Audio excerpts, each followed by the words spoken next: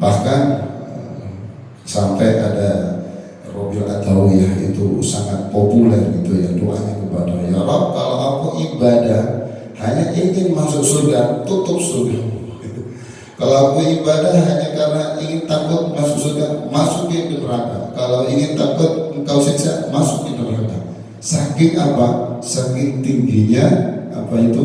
Yaitu kedekatannya kepada Allah Subhanahu wa Ta'ala. Sedangkan wahammaz zahidi nafsuhu, adapun keinginan atau cita-cita orang yang zuhud yaitu dirinya sendiri.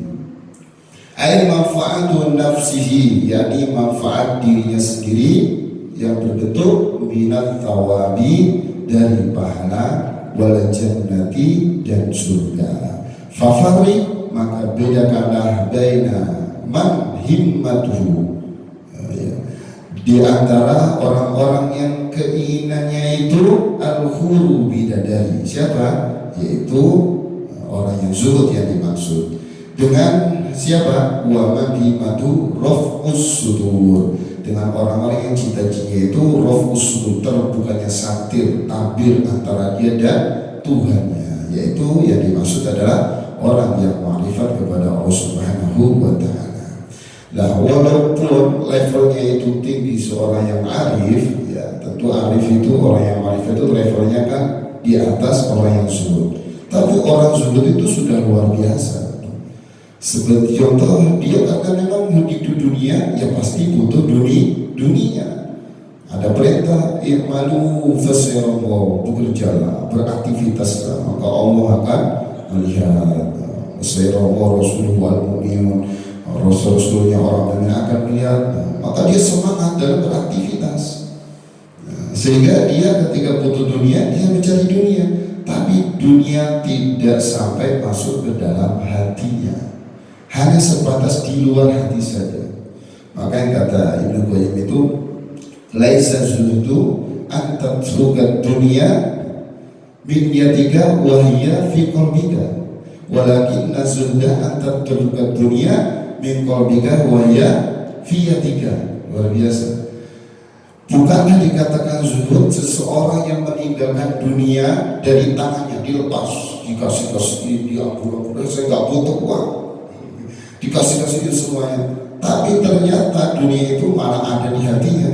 Dia selalu memikirkan dunia, walaupun dia bagi-bagi, tapi dia di hatinya selalu dunia terus. Walaupun kenyataannya dia seperti tidak butuh di dunia, pokoknya dilepas semuanya dari tangan, tapi di hatinya ternyata masih terus bergantung dengan dunia. Itu bukan termasuk zuhud. Lagi sudah, kata beliau, akan tetapi zuhud itu yaitu orang yang senantiasa meninggalkan dunia di hatinya, fi qalbi, di hatinya, min yatika, walaupun wahya fi yatika, walaupun di tangannya banyak dunia. Dia punya ini, punya itu, semuanya dia punyai. Karena memang bagi dia itu dunia sudah digenggam, ya. Kesuksesan sudah digenggam. Hanya sebatas di tangan saja, di luar hati. Tapi di hatinya semua dia lepas dunia itu. Maka yang orang yang zuhud itu sebatas ya apa yang menjadi kewajibannya saja. Walaupun seandainya dia bekerja, dia usaha dan lain sebagainya. Walaupun seandainya dia nggak dapat apa yang dia kerja, dia nggak gelisah, gitu. Dia nggak sedih, bahkan mungkin rugi sekalipun. Yang penting dia dalam menjalankan usaha, dalam bekerja itu sudah baik, sesuai dengan apa yang Allah atur, gitu ya, syariatnya dan begitu seterusnya. Ternyata gagal misalnya, ya tidak sampai menjadikan dia gelisah, apalagi kemudian dia sedih, apalagi sampai kemudian mengganggu kewajiban dia sebagai seorang hamba kepada Allah, meninggalkan sholat, saking sedihnya kemudian galau, stres, bahkan mungkin bunuh diri dan seterusnya. Karena apa? Kalau di makalah yang sebelumnya itu, nah ini hamud dunia zulmatun fil qalbi, gitu ya. Jadi gelisah terhadap dunia itu membuat gelap dalam hati, hatinya gelap. Artinya apa? Kalau sudah hatinya gelap, sudah bukan lagi yang dia ambil keputusannya, kebijakannya, perjalanannya, bukan lagi sesuatu atau jalan yang lurus. Pasti dia akan gak pandang apakah halal haram, sekali sekalipun saya mati pun nggak masalah. Bahkan saya minta bunuh diri saja karena sudah gelisah, galau dan lain sebagainya. Kenapa? Hati itu masih terus bergantung di dalam, mohon maaf, dunia itu bergantung dalam hati gitu. Tapi bagi orang yang zuhud, dia dapat dunia pun biasa saja, nggak efek sama sekali, ya, nggak sampai tergiur kemudian dia lupa sama Allah karena dia sudah dapat, ya, sudah dapat, nggak efek, tetap aja gitu ya. Bukan lagi kalau udah dapat dia lupa Allah, kalau sudah nggak dapat dia baru ingat Allah gitu ya. Kalau udah dapat baru dia muji Allah, begitu nggak dapat, kesedihan dia dapat baru dia mulai lupa sama Allah. Tidak. Jadi dia dapat, dia nggak dapat pun dia tetap sama, istiqomah terus untuk mendekatkan diri kepada Allah Subhanahu wa Ta'ala. Level zuhud itu luar biasa. Makanya ketika Rasulullah SAW ditanya kepada seorang dalam hadis Arba'in Nawawiyah diceritakan, Ja'a rajulun ila Nabi sallallahu alaihi wasallam. Jadi ja'a rajul, seorang laki-laki datang kepada Nabi. Kemudian tanya kepada Nabi, ya Rasul, dan dunia gitu ya. Iya itu. Tunjukkan kepadaku ila amalin idza amiltuhu ahabani Allah wa ahabani nas. Dullani, tunjukkan kepada suatu amalan, ketika aku mengamalkan amalan itu, maka Allah itu mencintaiku dan manusia mencintaiku. Jadi kalau aku bisa mengamalkan amalan itu, Allah, manusia semuanya mencintaiku. Wah, yang dia cari itu cintanya Allah. Kemudian Rasul menjawab, izhad fid dunya, zuhudlah terhadap dunia. Maka yuhibbukallahu, dan hanya katakan itu kepada kamu. Zuhudlah kepada dunia, maka Allah akan mencintaimu gitu. Terus kemudian wazhad fi ma'indan nas, kemudian zuhudlah terhadap apa-apa yang ada di sisi manusia. Nah, kalau itu yuhibbukan nasu, maka manusia akan mencintaimu. Jadi kalau kita zuhud terhadap dunia, maka Allah akan mencintai kita. Kalau kita zuhud terhadap apa yang dimiliki oleh manusia, maka manusia akan mencintai kita. Gak mudah dengki, ya. Ada tetangga sudah mulai terlihat mewahnya, nggak mudah dengki, biasa saja. Itu juga sudah ditakdir sama Allah, itu juga milik Allah, semua dari Allah. Ada mungkin saudaranya senang, tidak iri, tidak dengki. Pokoknya zuhud lah itu, nggak melihatnya seperti itu. Karena dunia bagi dia itu tadi hanya sebatas di luar hati saja, tidak masuk sampai di dalam hati. Kalau sudah seperti itu, maka dia akan bisa masuk ke derajat kecintaan Allah, itu akan didapatkan karena dia zuhud terhadap dunia. Nah, kalau zuhud terhadap orang-orang yang senantiasa memiliki harta, ya, apa yang ada dalam genggaman orang lain gitu ya, maka kalau itu dia bisa zuhud dari situ, maka dia akan dicintai oleh manusia. Nah, orang yang zuhud itu yang dituju itu doa. Senang doa, luar biasa. Karena yang dia inginkan itu wahamaz zahidi nafsu, dia itu ingin dirinya sendiri itu mendapatkan manfaat dari apa yang dia amalkan, dia lakukan apa, yaitu pahala dan surga. Nah, orang yang zuhud itu, ya walaupun levelnya di bawah alif, orang yang ma'rifat, ya, tapi memang itu sudah menjadi janji Allah, ya. Barang siapa beramal soleh, ya, walladzina amanu wa amilus solihati lahum jannatun tajri min tahtiha al-anhar. Ya memang betul gitu. Barang siapa yang beramal soleh, ya, orang-orang yang beriman, beramal soleh, maka akan dimasukkan ke surga. Sudah jelas, mendapatkan pahala juga udah jelas semua di situ.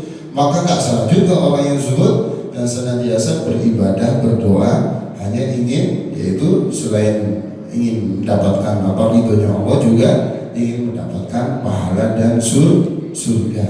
Nah, tapi yang luar biasa menjadi kita, ya, berdoa. Bukankah doa itu merupakan suatu ibadah kan gitu? Ad-du'a'u ibadatun kan itu. Doa itu apa? Bagian daripada ibadah. Ad-du'a silajul mu'minin, bahkan senjatanya orang mukmin. Para nabi-nabi dulu doanya luar biasa. Di dalam Al-Quran itu banyak sekali doanya, seperti doanya Nabi Ibrahim, Rabbi ja'alni muqimas sholati wa min dzurriyyati rabbana taqabbal du'a.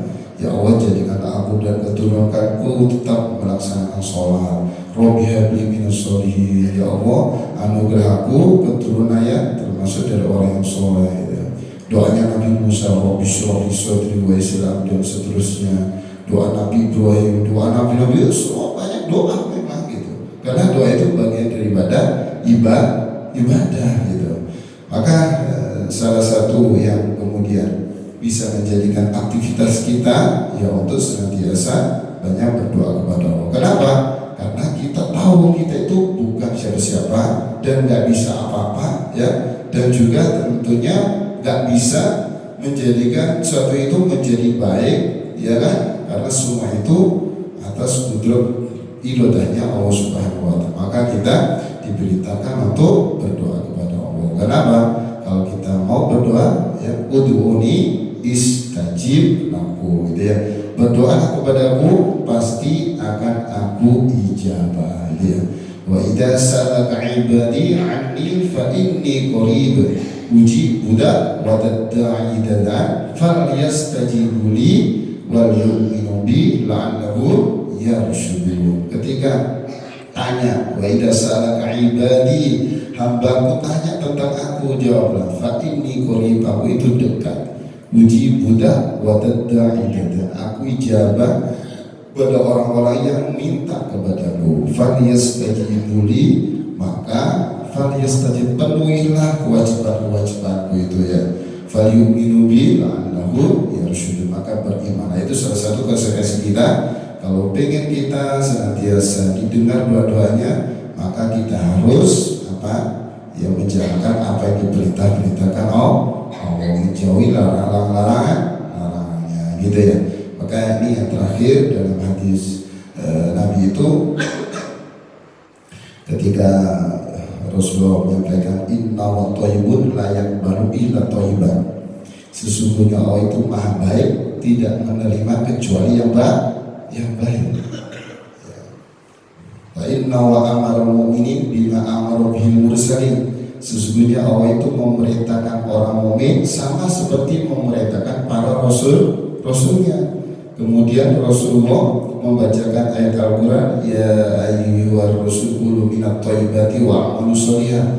Wahai Rasul, Allah maksudnya ya dalam Al-Quran itu menyampaikan ya, wahai para rasulku, makanlah dari yang baik-baik dan beramal sholeh. Terus kemudian Rasulullah juga membacakan ayat Al-Quran, ya ayyuhalladzina amanu kulu minat thayyibat. Wahai orang-orang yang beriman, makanlah dari yang baik-baik, gitu ya. Nah, terus kemudian tsumma dzakara rajulu yutilu safara asy'aba al-bara gitu. Terus kemudian yamutu yadahi sama. Terus kemudian Rasul menceritakan tentang seorang yang musafir bepergian dengan rambut yang kusut, yang kumal, yang berdebu, mengadakan tangan ke atas sambil berdoa, ya Robbi, ya Robbi, berdoa, terus berdoa. Tapi sayangnya ya, apa itu kalau dalam hadisnya, wa mat'amuhu haramun, wa masrabuhu haramun, wa malbasuhu haramun, wa hujabil harami, fa anna yustajabu lah. Itu.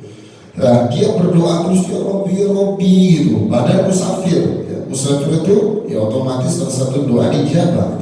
Tapi ternyata yang dia makan adalah haram. Terus kemudian dia minum juga haram. Yang dia pakai itu pakaian itu dari hasil haram, dan dia dipenuhi wabudiyah bil haram dengan barang haram.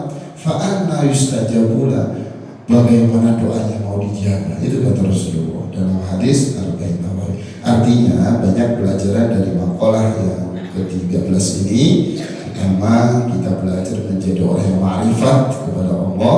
Di antaranya kita harus banyak mengetahui sifat-sifatnya. Paling tidak sifat 20 Asmaul Husna kita pahami, kita pelajari ya, Ar-Rahman, Ar-Rahim dan seterusnya gitu ya. Terus kemudian kita biasakan diri itu terus memuji Allah dalam kondisi situasi bagaimanapun. Itu terus puji Allah, puji Allah, puji Allah, karena itu salah satu karakter orang yang marifat kepada Allah. Terus kemudian kalau orang yang zuhud senantiasa banyak berdoa, beramal sesuai janji Allah, dia beramal akan mendapatkan pahala dan surga. Maka dari situlah kita bisa lihat kita ada di level mana ini. Kalau ada di level marifat, alhamdulillah. Kalau masih di zuhud, alhamdulillah. Kalau belum di dua-duanya, ya mudah-mudahan kita masih terus dikasih kesempatan untuk terus belajar menjadi yang terbaik. Amin ya rabbal alamin. Begitu untuk berikutnya, wal maqalatu rabi'ata asyrata an ba'dil hukama wa huwa ala biswab. Lebih maaf, kita tutup dengan hamdalah dan doa kafaratul majlis. Amin. Subhanakallahumma wa bihamdika asyhadu an la ilaha illa anta astaghfiruka wa atubu ilaik. Wassalamualaikum warahmatullahi wabarakatuh.